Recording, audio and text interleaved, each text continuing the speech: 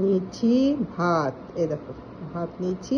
আর এটা হচ্ছে পমপ্লেট মাছ, আর সাথে এটা সর্ষে দিয়ে পমপ্লেট মাছ করেছি। এই দেখো এটা একটুখানি মাছ, দেখো কি সুন্দর সাদা ধপধপ করছে মাছটা, তাই না?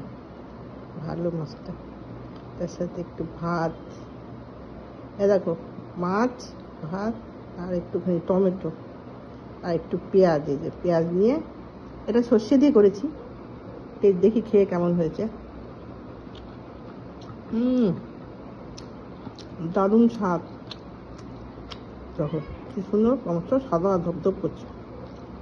ঝোলটা ঝাল অল্প দিয়েছি, ঝাল অল্প দিয়ে রান্না করেছি মাছটা, দেখেছো কি সুন্দর। চলো তাহলে খাই। এ দেখো এরকম করে ভাত নিয়ে এরকম করে, এ দেখো কি সুন্দর, খেয়ে নি।